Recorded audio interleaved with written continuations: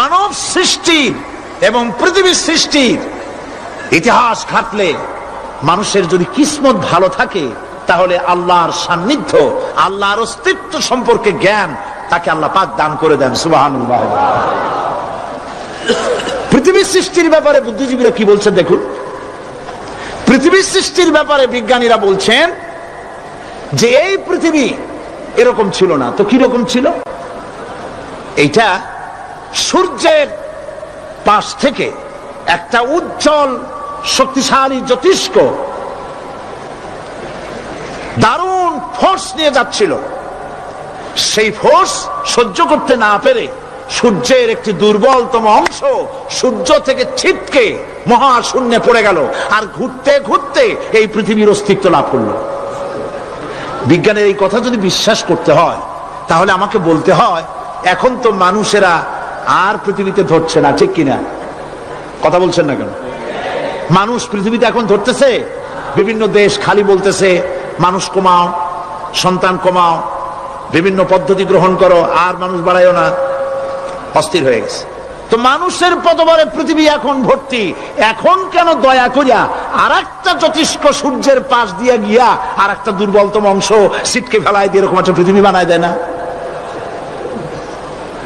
তার অর্থ হচ্ছে দুর্ঘটনার মধ্য দিয়ে যা হয় তা কখনো মানুষের গ্রহণযোগ্য হয় না, আর যা কিছু গ্রহণযোগ্য তা সবই পূর্ব পরিকল্পনা প্রসূত। যেমন দৃষ্টান্ত দিতে গিয়ে আমি বলি, দুটো গাড়ি মুখোমুখি হয়ে অ্যাক্সিডেন্ট করলো, কাঁচগুলো ভেঙে ভেঙে চুরমার হয়ে গেল। এই মুহূর্তে চশমায় লাগানো যায় এরকম একটা সাইজ করা কাঁচ পাওয়া যাবে কি? পাওয়া যাবে? রেলগাড়ি অ্যাক্সিডেন্ট হলো, হাজার লোহার টুকরা পড়ে গেল, এক্ষুনি একখান কোদাল, একখান খন্তা, একখানা শাবল, একখানা দা, একখানা বটি অথবা জুতোয় মারার মতো একটা ছোট্ট পিনও প্রস্তুত আকারে পাওয়া যাবে কি? তাহলে বোঝা গেল অ্যাক্সিডেন্টের মাধ্যমে যা কিছু হয় তা মানুষের গ্রহণযোগ্য নয়, যা কিছু গ্রহণযোগ্য তা সব পূর্ব পরিকল্পিত। এখন আমি বলবো, বিজ্ঞানীদের কথা মতো যদি সূর্যের কোন দুর্বলতম অংশ মহাশূন্যে পড়ে এই পৃথিবী হয়ে থাকে, তাহলে এটা পরিকল্পনার ভিত্তিতেই হয়েছে। সেই পরিকল্পনাকারীর নাম কি? বলেন নাম কি? তবে আমি আপনাদেরকে নিশ্চিত করে বলতে পারি, সূর্যের কোন দুর্বলতম অংশ ছিটকে পড়ে অ্যাক্সিডেন্টের মাধ্যমে পৃথিবী হয় নাই। মহাপরিকল্পনার মাধ্যমে সৃষ্টি জগৎকে টিকে রাখার জন্য আল্লাহ রাব্বুল আলামিন আলাদাভাবে পৃথিবীকে সৃষ্টি করেছেন। বিজ্ঞানের কথার সাথে কোরআন শরীফের যদি কন্ট্রাডিকশন হয়, তাহলে কার কথা মানবেন? বিজ্ঞান না আল্লাহ? জোরে বলেন, বিজ্ঞান না আল্লাহ? বিজ্ঞান বলছে, কোন সময় বলে পৃথিবী ঘোরে, কেউ বলে সূর্য ঘোরে, কেউ কয় আমরাও ঘুরি। এখন আসলে ঘোরে কে? ফয়সালা কার কাছ থেকে নেবেন? আল্লাহ রাব্বুল আলামিন কোরআন শরীফের ভিতরে বলেছেন, লাশ-শামসু ইয়ামবাগি লাহা আন তুদরিকাল কামারা ওয়ালাল লাইলু সাবিকুন নাহার ওয়া কুল্লুন ফি ফালাকি ইয়াসবাহুন। প্রবল জ্ঞানী হইবে যাহারা, আপন মনেতে বুঝিবে তাহারা, রাত্রি পারে না আগে যাইবার, দিনের স্থান করি অধিকার। চন্দ্র বাদে না সূর্যের গায়েতে, সূর্য পারে না চন্দ্রকে ধরিতে, যার যে স্থান বহাল রাখিয়া ভ্রমণ করিছে খোদাকে ডরিয়া। একটি নির্ধারিত সময় সীমা পর্যন্ত আপন আপন কক্ষপথে সব দৌড়াদৌড়ি করবে, কারো সাথে অ্যাক্সিডেন্ট হবে না কারো। ওয়াকুল্লুন ফি ফালাকি ইয়াসবাহুন, যা আছে মহাশূন্যে সব ঘুরতেছে। কে বলে? বলেন সবাই, কে বলছে? কোন সূরা? সূরা ইয়াসিন। আবার শুনুন, আল্লাহ পাক ফয়সালা দিচ্ছেন ঘোরে কেডা? শুধু সূর্য ঘোরে না, শুধু চন্দ্র ঘোরে না, আল্লাহ মহাশূন্যে যা রেখেছেন সব ঘুরতেছে, সবই সন্তরণশীল, সব গতিশীল। সুতরাং ফয়সালা তো আল্লাহর কাছ থেকে নিতে হবে। পৃথিবী সৃষ্টি করেছেন, মানব গোষ্ঠী সৃষ্টি করেছেন এবং মানুষের প্রয়োজন মিটিয়েছে। হে মানুষগুলি কি কে সৃষ্টি করেছে? মানুষ সৃষ্টির ব্যাপারেও দার্শনিকরা মানুষদেরকে বিভ্রান্ত করে। যা কলেজে বিশ্ববিদ্যালয়ে পড়ানো হয়, এই কোরআন শরীফ বিশ্ববিদ্যালয়ে পড়ানো হয়? হ্যাঁ হয়। কয়েকটা আয়াত, কয়েকটা সূরা পরীক্ষায় পাস করার জন্য একটু একটু অপশনাল রেখে দেওয়া হয়েছে। বর্তমান যে শিক্ষা কমিশন, শামসুল হক শিক্ষা কমিশন রিপোর্ট মন্ত্রী পরিষদে অনুমোদন করেছে বর্তমান সরকার। এই শিক্ষানীতিতে বলা হয়েছে ক্লাস 1 থেকে নিয়ে ক্লাস 5 পর্যন্ত ধর্মীয় শিক্ষা দিতে দেওয়া হবে না। তাহলে ক্লাস 5 পর্যন্ত যদি ধর্মীয় শিক্ষা না থাকে, তাহলে ক্লাস 6-7-এ ওঠার পর আলিফ জাওরা বাজাবরবা আনাকুম জানাকুম ছেলেরা পড়বে, মেয়েরা পড়বে? আসল উদ্দেশ্য হলো ইসলাম থেকে জাতিকে দূরে সরাবার জন্য ষড়যন্ত্র। এই সরকারের প্রণীত শিক্ষানীতি আমরা মানি না। আপনারা মানেন? যেই মাদ্রাসা মানুষের চরিত্র সৃষ্টি করে, বর্তমান সরকার সেই মাদ্রাসাগুলি একটা একটা করে ধ্বংস করার পরিকল্পনা গ্রহণ করেছে। সুতরাং আসল শিক্ষা হলো কোরআনের কাছে। আসল শিক্ষা কোথায়? কোরআনের কাছে।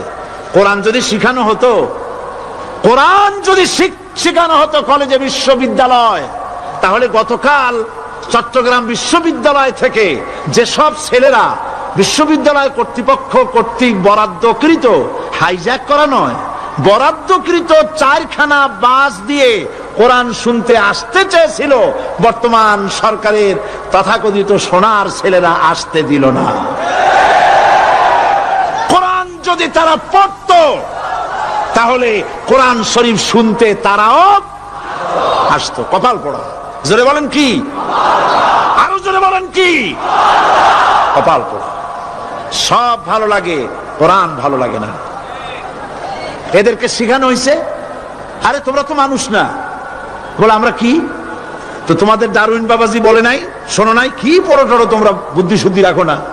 ডারউইন বলেছে, থিওরি অফ ইভলিউশনের মধ্যে বলেছেন মানুষ মানুষ না। বলে কি? মানুষ হলো বান্দর।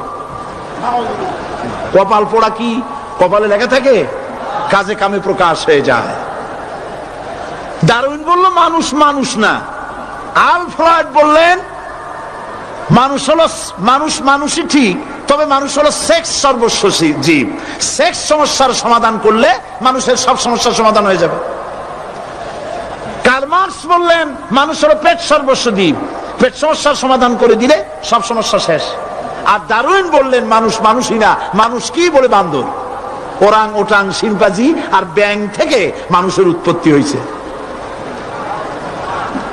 আমি যখন জীবনের প্রথম শিম্পাজি দেখলাম, ওরাং ওটাং দেখলাম, তখন আমি মনে করেছি যে ডারউইন খামোখা ভুল করে নাই। এইটা দেখেই ও মনে করেছে যে এই হচ্ছে আমার মাতামহের গোষ্ঠী, এই হলো পিতামহের গোষ্ঠী। আপনারা একটু মাথা কাটায় চিন্তা করেন, মানুষ যদি বান্দর থেকে হবে, আজও বানর ফরেস্ট এরিয়া আছে কিনা বাংলাদেশে? চিল্লায় বলেন আছে কিনা? তো মানুষ যদি বান্দর থেকেই হবে, আপনারা কি কোনোদিন দেখেছেন যে একটা বান্দরের কোমর পর্যন্ত মানুষের মতো হয়ে সারছে?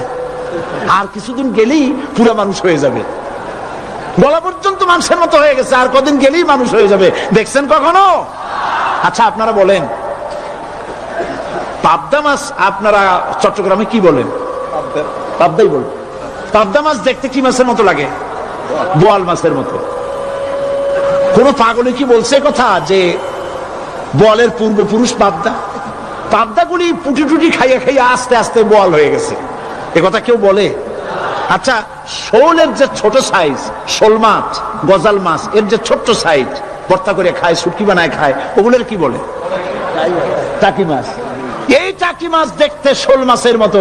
কেউ পাগলকে আজ পর্যন্ত বলেছে যে শোল মাছের পূর্বপুরুষ টাকি, টাকিগুলা সারমার খাইয়া আস্তে আস্তে শৌলে পরিণত হয়ে গেছে? কেউ বলেছে কখনো? ডারউইন কয় বোতল খাইয়া যে এই মতবাদ লিখছে আল্লাহই ভালো জানে। যে বান্দরের থেকে মানুষ আবিষ্কার হয়েছে, নাউজুবিল্লাহ। এগুলি পড়ানো হয় কলেজে বিশ্ববিদ্যালয়, তাই আমাদের সোনার ছেলেরা বান্দরামি করে। ওদের যদি পড়ানো হইতো তোমরা বান্দরের গোষ্ঠী নও, তোমরা মানুষ। মর্যাদা কার বেশি? বান্দরের না মানুষের? এ পৃথিবীর প্রথম মানুষকে আদম আলাইহিস সালাম। আদম হইছেন কি দিয়ে? মাটি দিয়ে। আল্লাহ রাব্বুল আলামিন যিনি মানুষ সৃষ্টি করেছেন তিনি কোরআন শরীফের ভিতরে বলে দিয়েছেন, আমি প্রথমেই বলেছি, আপনারা লক্ষ্য করুন, এই কোরআন তাবিজের কিতাব নয়, এই কোরআন তদবিরের কিতাব নয়, ঝাড়ফুঁকের কিতাব নয়। কোরআন হলো পৃথিবীর মানুষের জন্য কোড অফ লাইফ, পূর্ণাঙ্গ জীবন বিধান। সবকিছু আল্লাহ পাক কোরআনের ভিতরে বলে দিয়েছেন, কোন জিনিস বাদ দেন নাই।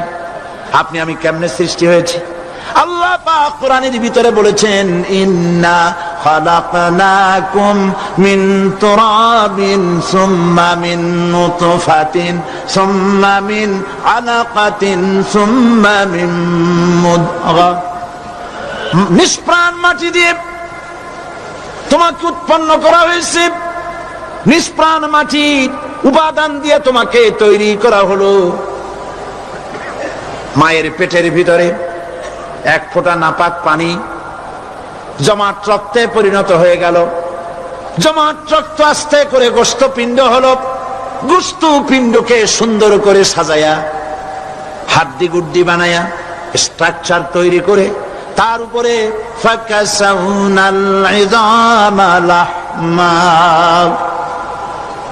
চামড়া দিয়ে গোস্ত দিয়া সাজায়া সুন্দর করে বানালাম।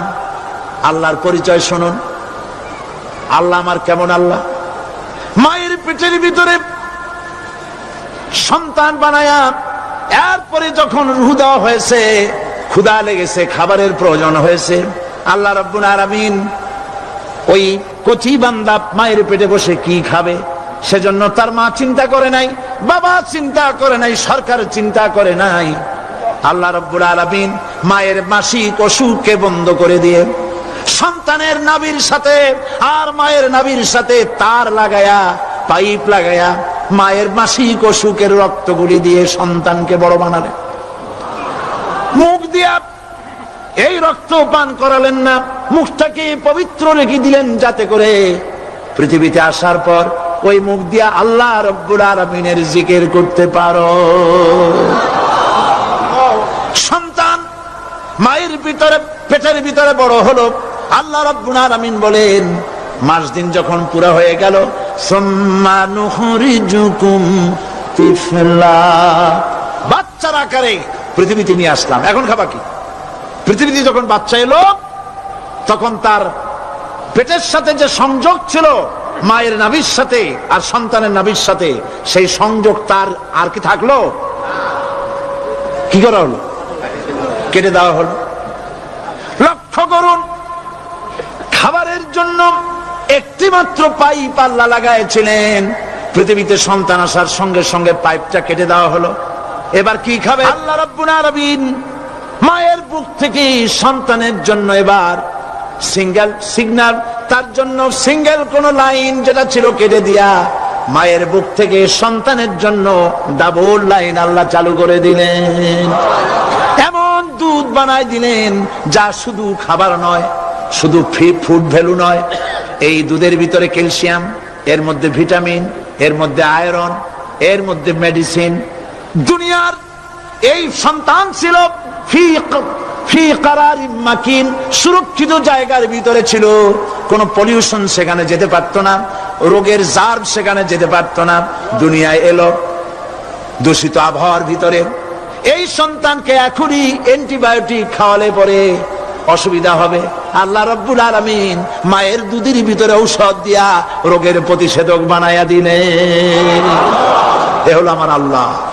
এ আমার কে? আল্লাহ। জোরে বলেন আল্লাহ। আল্লাহ আল্লাহ রাব্বুল আলামিন মায়ের দুধ দিয়ে সন্তানকে বড় করলেন আর শোনায় দিলেন, খবরদার এই মায়ের সাথে, এই বাপের সাথে নাফরমানি করবি না। মা বাপের জন্য আমার কাছে দোয়া করবে, রব্বির হামহুমা কামা রাব্বায়ানি সগীরা। সবাই পড়েন আমার সাথে, রব্বির হামহুমা কামা রাব্বায়ানি সগীরা। আল্লাহ পাক শিখাই দিলেন বান্দারে আমার কাছে দোয়া করায়, আল্লাহ আমার মা বাপ আমাকে ছোটবেলায় যেভাবে স্নেহের কোলে লালন পালন করেছে, এইভাবে আমার মা বাপ তোমার রহমতের কোলে লালন পালন করো। মনে থাকবে ভাইরা? বলেন মনে থাকবে? প্রত্যেক নামাজের পরে মা বাবার জন্য দোয়া করবেন, বেঁচে থাকুক আর মরে যাক, দোয়া করবেনই। মনে থাকবে? রব্বির হামহুমা কামা রব্বায়ানি সগীরা। আবার পড়েন রব্বির হামহুমা কামা রব্বায়ানি সগীরা। আল্লাহ পাক মায়ের মর্যাদা এত বাড়াইছেন, সাহাবী প্রশ্ন করেছে ইয়া রাসূলুল্লাহ খেদমত করব কার? হুজুর বলেন তোমার মায়ের, তারপরে কার? তোমার মায়ের, তারপরে কার? তোমার মায়ের, তারপরে কার? তোমার পিতার। বাপের চাইতে মায়ের মর্যাদা আল্লাহ 3 গুণ বাড়াইয়া দিলেন, 3 গুণ বৃদ্ধি করে দিলেন।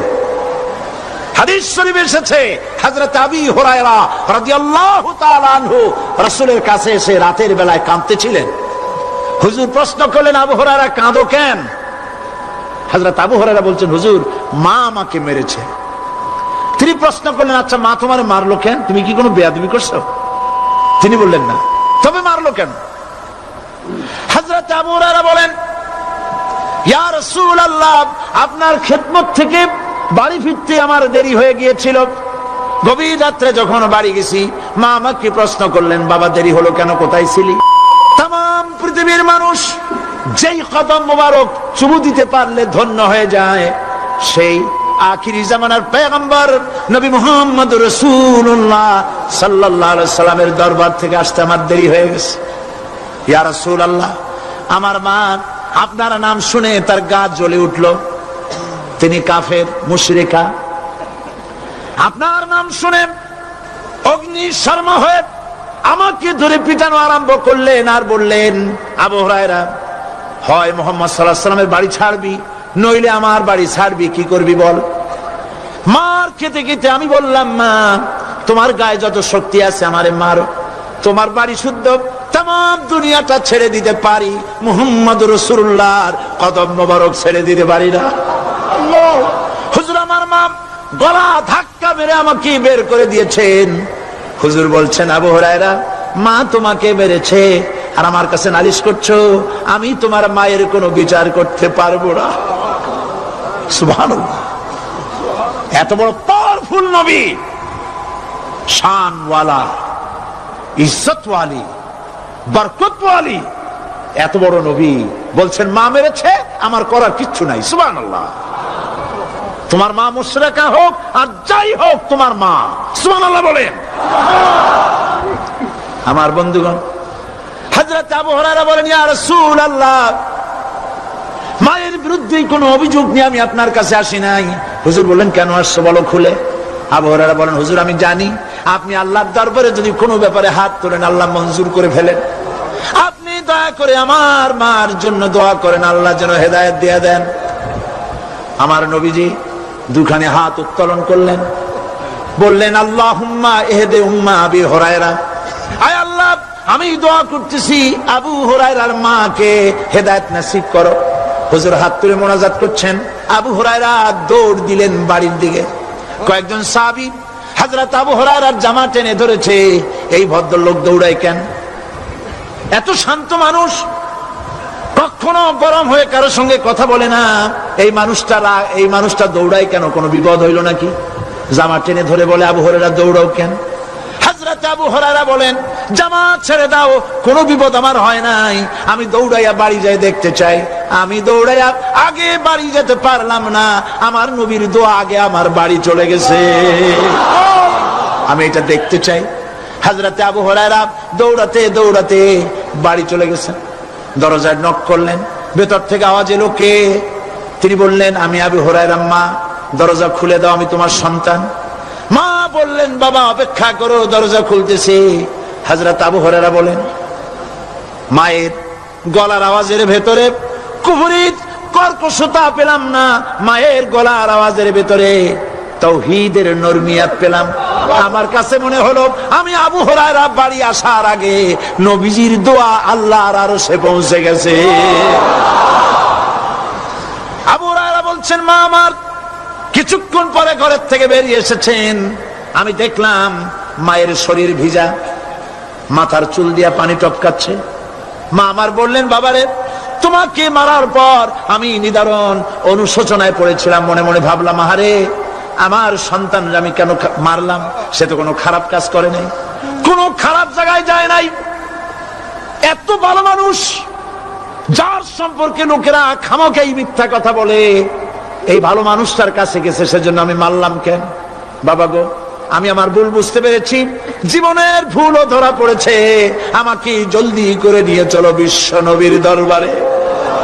হযরত আবু হুরায়রার মা রাসূলুল্লাহর খেদমতে এসে ঘোষণা করলেন, আশহাদু আল্লা ইলাহা ইল্লাল্লাহু ওয়াহদাহু লা শারীকা লাহু ওয়া আশহাদু আন্না মুহাম্মাদান আবদুহু ওয়া রাসূলুহু। আমার ভাইরা, আল্লাহ রাব্বুল আলামিন মানুষ সৃষ্টি করে পৃথিবীতে পাঠায় দিলেন, খাবারের ইন্তজাম করলেন। এগুলি সব আল্লাহর পরিচয়।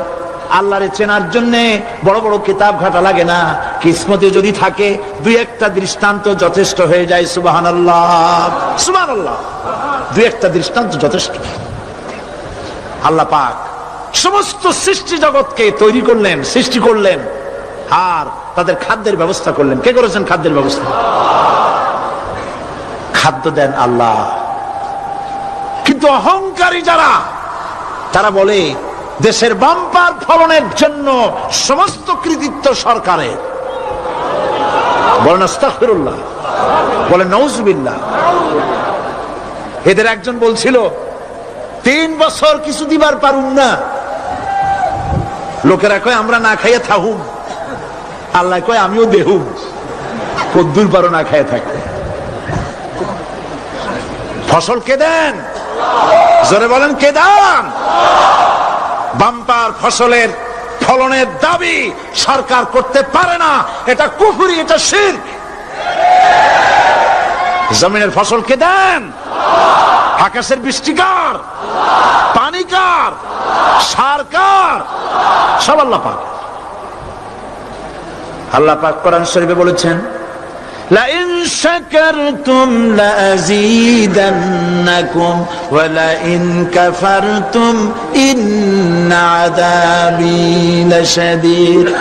আমার নিয়ামতের শুকর যদি আদায় করো বাড়ায় দেব, আর যদি কৃতজ্ঞ হও, শুকরিয়া আদায় না করো, মস্ত বড় শাস্তি দেব। ফসল দেই আমি, আর শুকরিয়া আদায় করো তোমার বাজানে। ঠিক কিনা? শুকরিয়া আদায় করে কার? বাজানে। লোকের, একটি মানুষের যেই প্রশংসা এই সরকার করলো, বিগত 4.5 বছর ধরে একটা মানুষের যত জিকির করলো, প্রশংসা করলো, ছবি টানাইলো, যদি এতটা জিকির, এতটা স্মরণ আল্লাহ রাব্বুল আলামিনের করতো, ওদের জন্য আল্লাহর জান্নাতের দরজা খোলা হয়ে যেত। প্রশংসা করবে কার? চিল্লায় বলুন, আল্লাহ পাকের প্রশংসা করো। খেতে দেওয়ার মালিক তিনি। আল্লাহ পাক বলছেন, আল্লাহকে, তার পরিচয় আল্লাহ তুলে ধরেছেন, ওয়ামা মিন দাব্বাতিন ফিল আরদি ইল্লা আলাল্লাহি রিজকুহা। এই পৃথিবীর ভিতরে এমন কোন বিচরণশীল জীব নাই যার রিস্কের দায়িত্ব আমি আল্লাহ গ্রহণ করি নাই। সুবহানাল্লাহ বলবেন না? রিস্কের দায়িত্ব কার হাতে?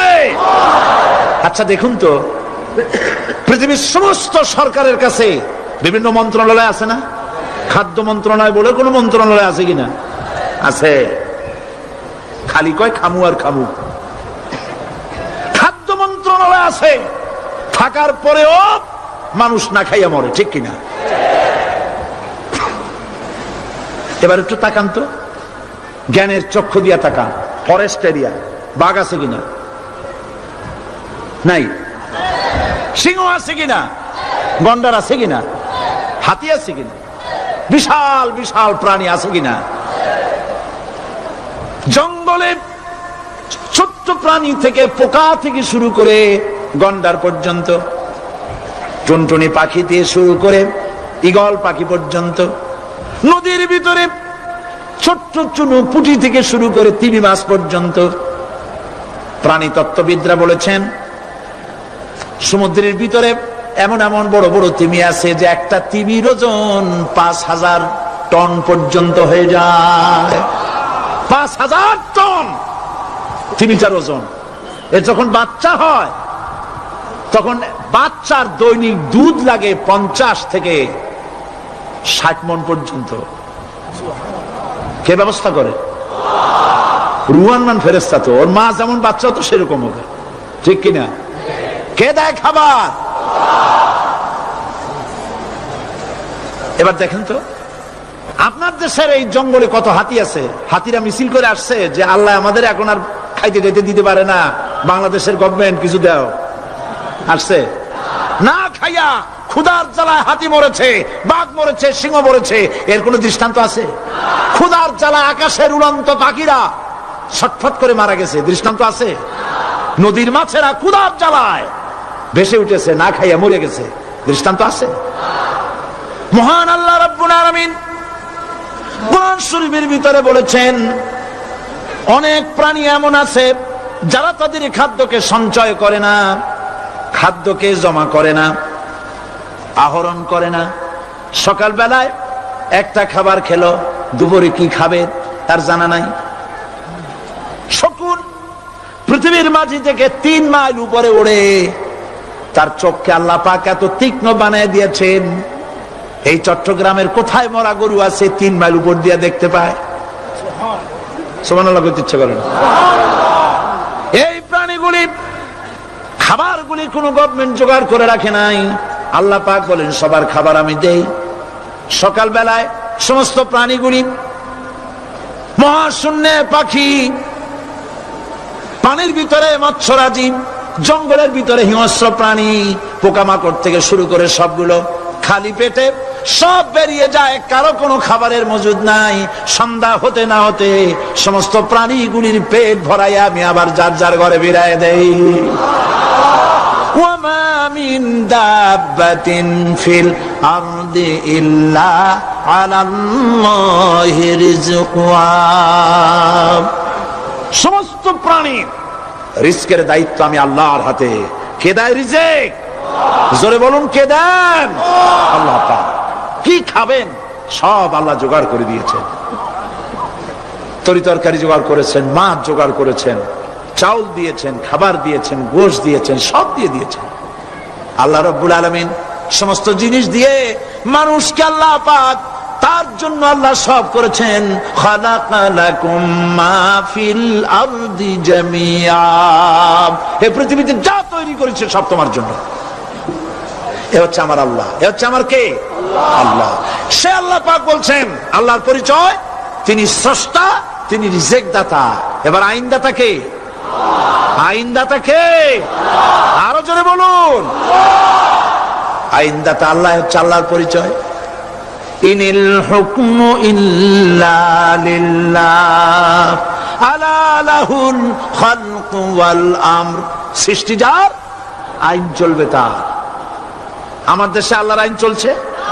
আমাদের দেশের কল কারখানা, ক্ষেত খামার, অফিস আদালত আল্লাহর আইন অনুযায়ী চলে? চলে না। বরং আল্লাহর আইনকে মুছে ফেলার জন্য, নিজেদের আইন সৃষ্টি করার জন্য প্রচেষ্টা চালানো হচ্ছে। আল্লাহর আইন মানুষের জন্য সব থেকে বেশি উপযোগী, কারণ সৃষ্টি করেছেন কে? বলেন, কে করেছেন? আল্লাহ। প্রত্যেকটি মেশিন আপনি যা কিনবেন, রেডিও হোক, টিভি হোক, যে কোনো যন্ত্র হোক, গাড়ি হোক, তার সাথে একটা লিটারেচার, একটা বই তার সঙ্গে দিয়ে দেওয়া হয়। ওই বইয়ের মধ্যে লেখা থাকে এটা কিভাবে চালানো হবে, অপারেট করা হবে, তার সিস্টেম লেখা থাকে। আপনার ইচ্ছা মতো চালাইলে হবে না। এই মানব গোষ্ঠীকে সৃষ্টি করেছেন। এখন আপনি যদি আপনার আইন মতো চালান, তা কি চলবে? চলবে না। আপনি আপনার আইন মতো চালাচ্ছেন, ভালোভাবে চলতেছে? চলতেছে না। স্বরাষ্ট্রমন্ত্রী বলতেছেন সন্ত্রাসীদেরকে মাটির তলা থেকে খুঁজে বের করা হবে, কিন্তু নাকের উপর দিয়ে ব্রিফকেস চুরি হয়ে যায়, উনি তা ধরতে পারেন না। এই হলো আইন। অনাবরত খুন হচ্ছে, অনাবরত সন্ত্রাসী তৎপরতা চলছে, আর ওনারা বলছেন আগের থেকে এগুলি চলে আসছে, একজনের খুনের বিচার না হইলে এরকম খুন তো হইতেই থাকবে। তাহলে খুনকে, হত্যাকে, সন্ত্রাসকে সরকার জাস্টিফাইড করছেন। নাউযুবিল্লাহি মিন যালিক। এই জন্য আইন হতে হবে আল্লাহর। আইন হতে হবে কার? চিল্লায় বলেন, আল্লাহ পাকের আইন হতে হবে। আমি একদিন পার্লামেন্টে বলেছিলাম,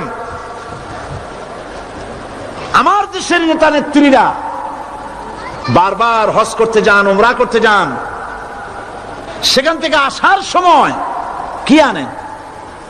আতর, পাথর, সুরমা আর খুরমা, এই কিছু নিয়ে আসলেন। কিন্তু আমি বলেছি, আপনারা কি কিছু চোখে দেখেন না? পার্লামেন্টে এইভাবে বক্তৃতা করেছে, কিছু চোখে দেখেন না? আমি প্রশ্ন করে আমি আবার জবাব দিচ্ছি, আপনারা যারা হজ করতে যান, উমরা করতে যান, হজের কথাই ধরি, এই হজ করতে যখন যান তখন মুজদালিফায় একটা রাত কাটাইতে হয়। সেটা কোন দিন? ইয়ৌমে আরাফার পরের দিন। এই মাঠে দালান কোঠা আছে, এখানে বেড়া আছে, শামিয়ানা আছে, পর্দা আছে, তাবু আছে, কিচ্ছু নাই। লক্ষ লক্ষ নারী আর পুরুষ পাশাপাশি শুয়ে থাকে, তাও সুবহানাল্লাহ কইতে ইচ্ছা করে না। সারা রাত জনে জনে পুলিশ পাহারাদার নাই। কিরকম মেয়ে এলো, চাঁদের সৌন্দর্য হার মানায় দিতে পারে এরকম সুন্দরী, এরকম সুন্দরী নারী, সুদর্শন পুরুষ পাশাপাশি রাস্তার ধারে মরুভূমির ভিতরে সারা রাত কাটাচ্ছে। ইয়ৌমে আরাফার পরের রাতটা, একটা রাত পুরা।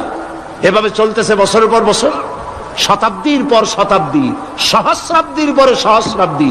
আমি প্রশ্ন করি, পৃথিবীর ইতিহাসে কেউ কি এমন কথা বলতে পেরেছে, লিখতে পেরেছে যে মুজদালিফার রাতে সেখান থেকে 10টা নারী হাইজ্যাক হয়েছে, 5টা নারী লাঞ্ছিত হয়েছে? বলতে পারবে? গভীর রাত্রে পুরুষ সঙ্গী ছাড়া সুন্দরী রমণী, যুবতী রমণী একাকিনী নিজের ঘর ছেড়ে আল্লাহর ঘরে তওয়াফ করতে আসে। তওয়াফ সেরে তাহাজ্জুদের নামাজ পড়ে আল্লাহর কাছে মোনাজাত করে একা একা হাজার হাজার লাখো পুরুষের ভিতর থেকে আপন ঘরে ফিরে যায়। কারো বাবার হিম্মত নাই একবার তাকায় সে তো রূপ উপভোগ করার জন্য আবার তাকায়, অথবা তার আঁচল ধরে টান মারে। আছে ইতিহাস? কথা কন না কেন? সুন্দরী একটা মাইয়া মক্কা থেকে মদিনা থেকে পাওয়া যায় না, 15 দিন হয়ে গেছে। হয়েছে কখনো? এবার জবাব দেন, কেন হয় না? কেন হয় না? আমার দেশের মেয়েরা রাস্তা দিয়ে হাঁটতে পারে না। হাই স্কুল মেয়েদের, হাই স্কুল মেয়েদের কলেজ যখন ছুটি হয়, তথাকথিত সোনার ছেলেরা গেটের সামনে এতিমের মতো কাড়ায় থাকে। অনবরত হাইজ্যাক হচ্ছে, ধর্ষণের সেঞ্চুরি হচ্ছে। আর ওখানে হয় না কেন? ওখানে হয় না এই কারণে, এই কোরআনের আইন আল্লাহ রাব্বুল আলামিন যে আইন দিয়েছেন, ওখানে আইন বলবৎ আছে। আছে নাকি? আছে কিনা? কোন পুরুষ কোন নারীকে ধর্ষণ করেছে যদি প্রমাণিত হয়, সে যদি ফাহাদের ছেলে হয় আর ফাহাদের মেয়ে হয়, কোরআনের শাস্তি হলো পাথর মেরে উড়াইয়া দাও। তাকে জানিয়ে দেওয়া হবে রেডিও টিভির মাধ্যমে, জেনাকারের ব্যভিচারীর শাস্তি হবে। চতুর্দিকে হাজারো লোকেরা দাঁড়াবে, হাতে পাথর নিয়ে পাথর মেরে তাকে তার গোশত হাড্ডি বাতাসের সাথে উড়ায় দেবে। একজন মানুষ আর একজন মানুষকে খুন করলো, এই আসামি ধরা পড়ে গেল, কোরআনের শাস্তি হলো যখন ধরা পড়বে প্রমাণিত হবে যেমন ভাবে হত্যা করেছে পরেও হত্যা করো। এই দৃশ্য, এই আইন যদি বাংলাদেশে যদি এই আইন চালু হয়ে যেত, খুনের আসামি ধরা পড়েছে, ধরা পড়েছে জেনার আসামি, প্রকাশ্য ময়দানে এলো, সাক্ষী প্রমাণে কোর্টে প্রমাণিত হলো সত্যি সে খুনি। এই বিশাল আউটার স্টেডিয়ামের মাঝখানে খুনি কি দাঁড় করাও, চতুর্দিকে হাজারো লাখো মানুষ থাকুক, রেডিও টিভির ক্যামেরা কার্যকর হবে, পত্র পত্রিকার সাংবাদিকরা আসবে, তরবারির এক আঘাতে খুনির কল্লাটা উড়ায় দাও, দেহটা নিঃসার হয়ে জমিনে পড়ে যাবে। এই দৃশ্য যারা দেখবে সচক্ষে, রেডিওতে, পত্র পত্রিকায়, আর 1 বছরের ভেতরে খুন করার হিম্মত কারো কলিজায় উঠবে? জেনাকারের পাথর মেরে দেওয়া, পাথর মেরে উড়িয়ে দেওয়ার শাস্তি যদি চোখে কেউ দেখে, জেনা করার পুলক আর জাগবে? এটা নাম আল্লাহর আইন। এই আইন কার? এই আইন কার? এই আইন যতদিন পর্যন্ত বাংলার মানুষের, মুসলমানদের উপরে কার্যকরী না হচ্ছে, এই দেশে কার্যকরী না হবে, ততদিন পর্যন্ত হত্যা, ধর্ষণ, খুন বন্ধ হবে না। বন্ধ হবে। সুতরাং এই আইন হচ্ছে কার? আরো জোরে বলেন, আল্লাহ রাব্বুল আলামিন। মহান আল্লাহ রাব্বুল আলামিনের এই আইন অনুযায়ী যদি দেশ চলে, মানুষ শান্তি পাবে, চুরি বন্ধ হবে, ডাকাতি বন্ধ হবে, জেনা বন্ধ হবে, হত্যা ধর্ষণ বন্ধ হয়ে যাবে। নবীজি এমন একটি আইন চালু করে দিয়ে, কোরআনের বিধান চালু করে দিয়ে এমন একটা সমাজ চালু করেছিলেন, যেই সমাজ সম্পর্কে হুজুর নিজে বলেছেন, খায়রুল কুরুনে কারনি, সর্বশ্রেষ্ঠ যুগ হলো কার যুগ? আমার যুগ। সুবহানাল্লাহ বলেন। রাসূলের যুগ হলো সর্বশ্রেষ্ঠ যুগ। সেই কোরআন, সেই হাদিস আজও আছে না নাই? বলেন জোরে, আজও আছে না নাই? সেই কোরআন এবং সুন্নাহ দিয়ে দেশ শাসন হোক, এটা কি আমরা চাই? কারা কারা চাই? দু হাত উঁচু করে দেখা।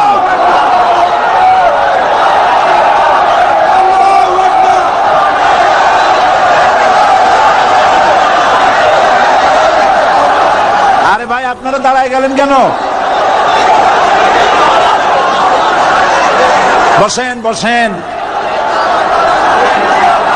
আমি তো একটা স্লোগান দিতে বললাম, হাত দেখতে চাইছি আমি, মাথা দেখতে চাই নাই।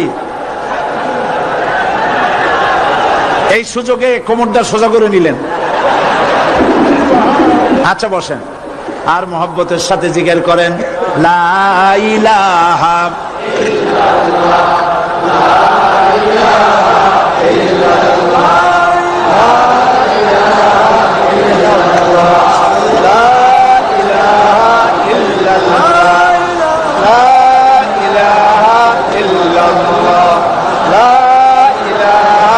ইল্লাল্লাহ, জোরে সরে সবাই জিকির করেন, লা ইলাহা ইল্লাল্লাহ, লা ইলাহা ইল্লাল্লাহ, লা ইলাহা ইল্লাল্লাহ, লা ইলাহা ইল্লাল্লাহ, মুহাম্মাদুর রাসূলুল্লাহ।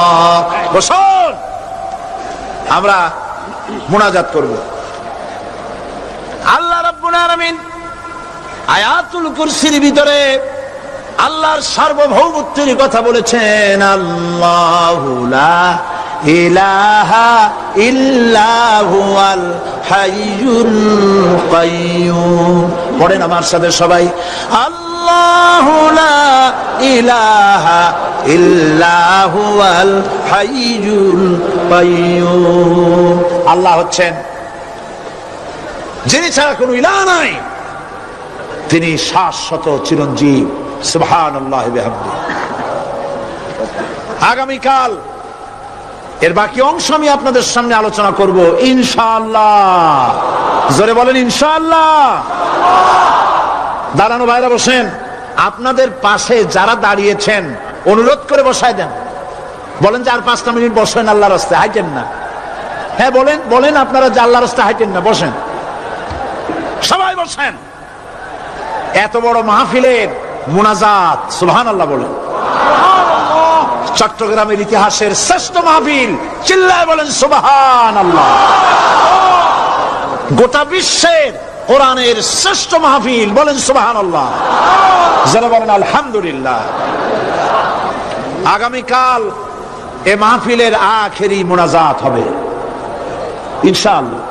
বলেন ইনশাআল্লাহ।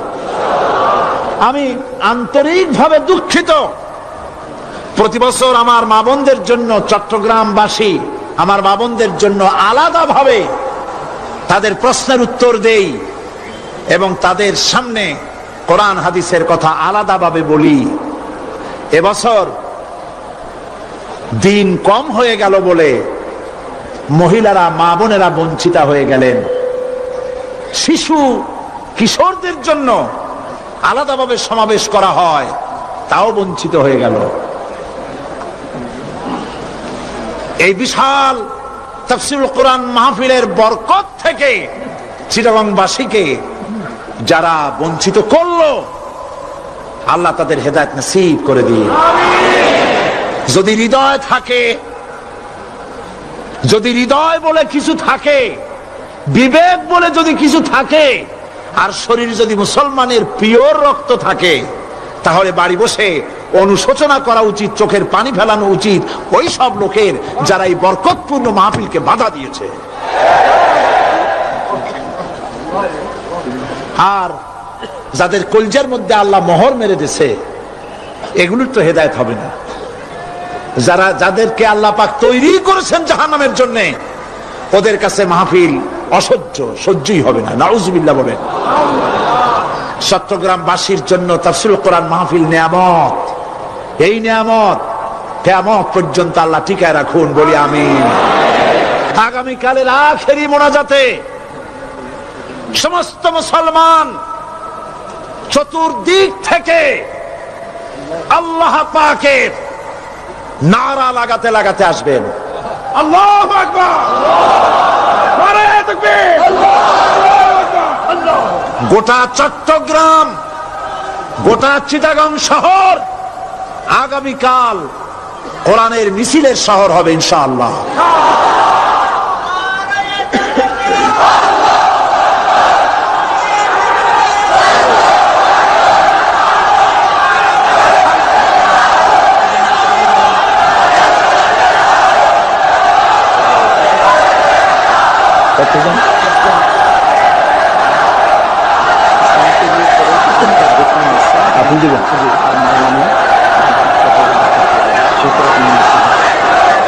বন্ধুগণ, আজকে কোরআন শরীফের তাফসীর শুনে ইসলামের প্রতি আকৃষ্ট হয়ে 8 জন অমুসলিম ভাই ইসলাম কবুল করার জন্য এসেছে।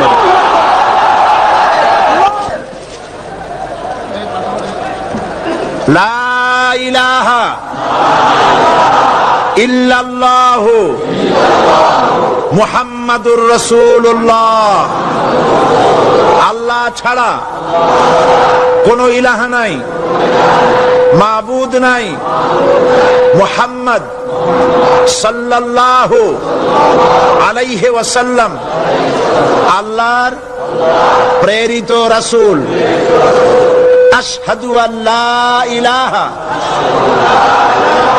ইল্লাল্লাহু ওয়াহদাহু লা শারীকা লাহু ওয়া আশহাদু আন্না মুহাম্মাদান আবদুহু ওয়া রাসূলুহু। আমি সাক্ষ্য দিচ্ছি আল্লাহ ছাড়া কোন ইলাহা নাই, মাবুদ নাই, উপাস্য নাই। তিনি এক, তিনি একক, তার কোন অংশীদার নাই। আমি আরো সাক্ষ্য দিচ্ছি মুহাম্মদ সাল্লাল্লাহু আলাইহি ওয়াসাল্লাম আল্লাহর বান্দা এবং তার প্রেরিত রাসূল। সকলকে বলো আসসালামু আলাইকুম। আপনারা সবাই জবাব দেন।